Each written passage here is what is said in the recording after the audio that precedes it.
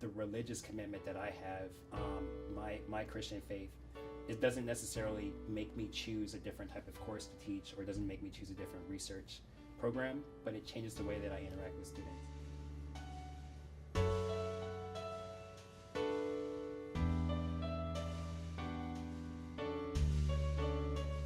And what kind of made me really pursue civil engineering was hearing an introductory description of environmental justice.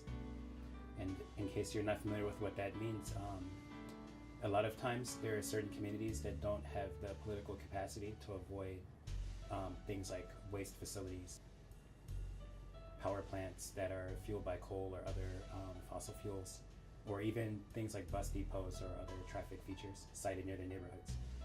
And so it makes them more susceptible to environmental pollution.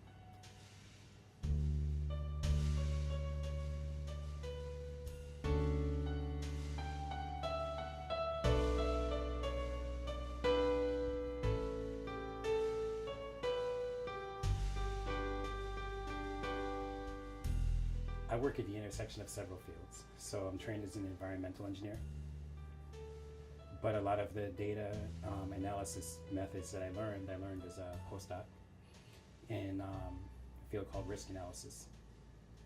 And so risk analysis involves economics, it involves engineering, it involves public health, and it involves statistics.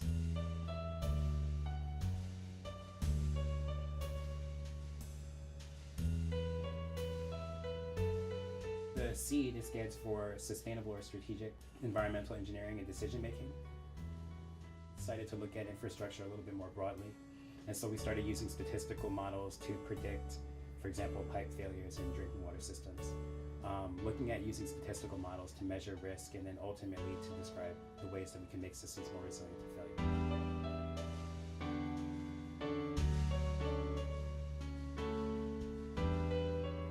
I keep looking over there because I keep a map on my wall of the world, and I keep a map of the United States. So I'm looking at Flint while I'm thinking about that.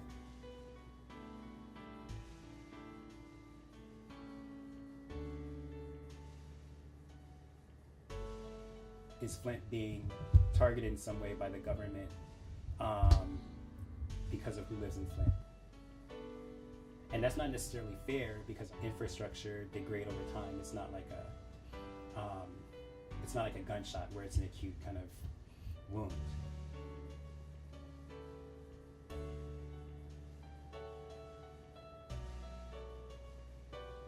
If people recognize the impact of their voice, that people that are involved as collective in a community, that is, if they realize the impact of their voice in making sure that their systems will protect them when adverse events like hurricanes or earthquakes or things like that happen, if they understood that a lot of the resilience in the system, in the community, comes about because of their belonging, their collective action, then I think that they would approach things differently from a community perspective.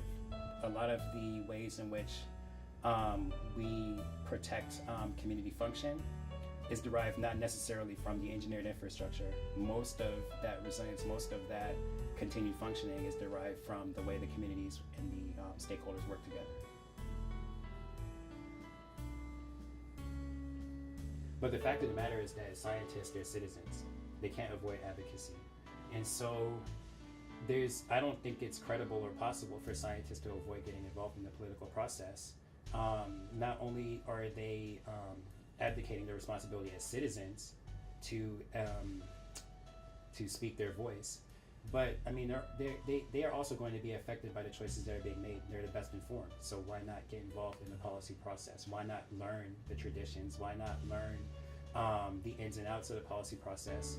Why not build coalitions and become members of those coalitions so that we are able to take actions that reflect the best science?